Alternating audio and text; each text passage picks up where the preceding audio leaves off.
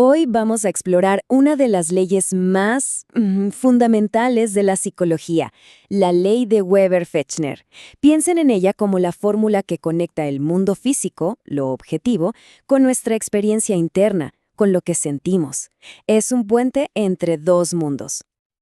A ver, empecemos con un pequeño acertijo que seguro nos suena familiar. ¿Alguna vez han notado que si le añadimos un gramo a algo que pesa 30 gramos, lo sentimos al momento, pero ese mismo gramo, si se lo añadimos a algo que pesa 10 kilos, es como si no existiera. Es totalmente indetectable.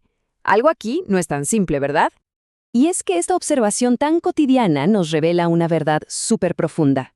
La manera en que percibimos el mundo no es un reflejo uno a uno de la realidad física. No. Hay algo mucho más complejo y más interesante sucediendo en nuestro interior. Y este acertijo, bueno, no es para nada nuevo. De hecho, nos va a llevar directo al nacimiento de todo un campo de estudio. Para entenderlo, tenemos que viajar a mediados del 1800. Ahí, un anatomista y fisiólogo llamado Ernst Weber, en Alemania, se obsesionó con esta aparente inconsistencia de nuestros sentidos y dijo, a ver, esto hay que investigarlo, pero en serio, con rigor científico. Y claro, Weber no se quedó solo en la especulación, no. Él diseñó una serie de experimentos muy elegantes y bastante sencillos para ponerle números a cómo percibimos el cambio. Su método era increíblemente directo. Le pedía a una persona que sostuviera un peso y luego le daba otro un poquito diferente y le preguntaba cuál era más pesado. Y esto lo repitió una y otra vez, anotando con una paciencia de santo cuál era la diferencia de peso más pequeña que alguien podía notar de forma consistente. Y de todos estos experimentos nació un concepto clave, la diferencia apenas perceptible, o DAP. Y ojo, que esto no es solo un término técnico. Es básicamente la unidad de medida que nos dice cuál es el clic mínimo que necesita nuestro cerebro para decir, ¡ajá! Algo cambió. Y aquí es donde la historia se pone buena. Weber se dio cuenta de que esa diferencia apenas perceptible no era un valor fijo. No era siempre 1 gramo o 2 gramos. El secreto no estaba en la cantidad de peso que añadía. No. Estaba en otro lado. Lo que descubrió fue una relación matemática, una proporción que, como por arte de magia, gobernaba todos sus resultados de manera súper consistente. Y miren el patrón que encontró, es que es increíblemente claro. Con un peso inicial de 30 gramos, la gente notaba un cambio de 1 gramo. Al duplicar el peso a 60, se necesitaban 2 gramos para notar la diferencia. Con 90 gramos, eran 3. El patrón es evidente, ¿no? La cantidad de cambio que se necesitaba era siempre una proporción constante del peso original, en este caso, 1/30. Entonces, aquí está el punto clave. Lo que importa no es la diferencia absoluta, sino la diferencia relativa. Y esta ecuación tan sencilla pero tan poderosa es la ley de Weber. El cambio en el estímulo, dividido por el estímulo original, es siempre igual a una constante. Weber había descubierto una ley fundamental de nuestra percepción. Sí, pero la historia no acaba aquí. Su trabajo fue la chispa para una idea todavía más ambiciosa de otro pensador alemán. Y ahora entra en escena Gustav Fechner, un filósofo y físico que vio en la ley de Weber la llave, la mismísima llave para resolver uno de los grandes misterios de la filosofía. La visión de Fechner era monumental. Quería crear una ciencia completamente nueva, a la que llamó psicofísica.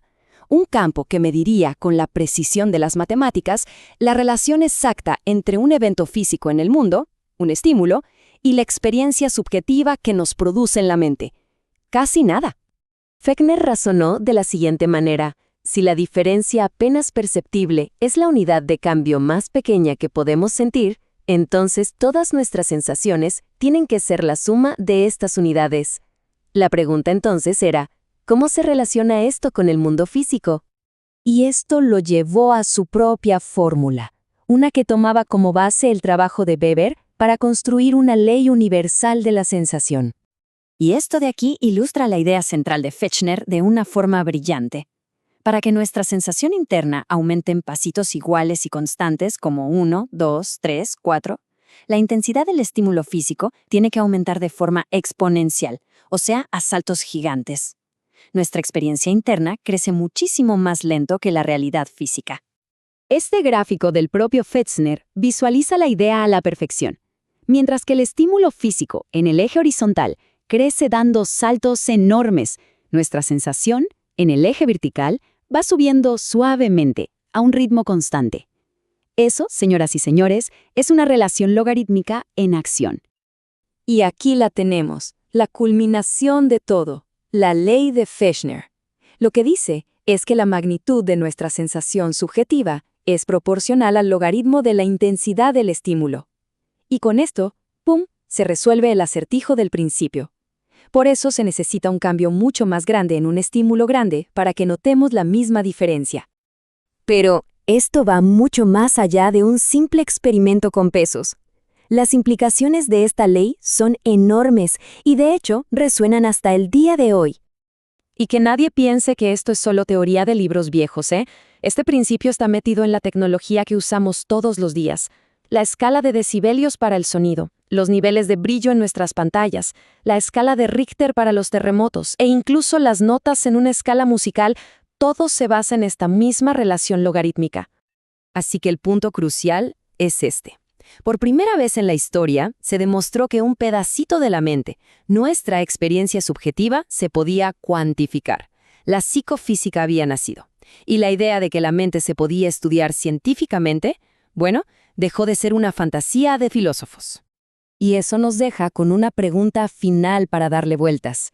El hecho de que nuestra percepción del mundo físico siga una ley matemática tan elegante sugiere una conexión profundísima entre la estructura de nuestra conciencia y la estructura del universo.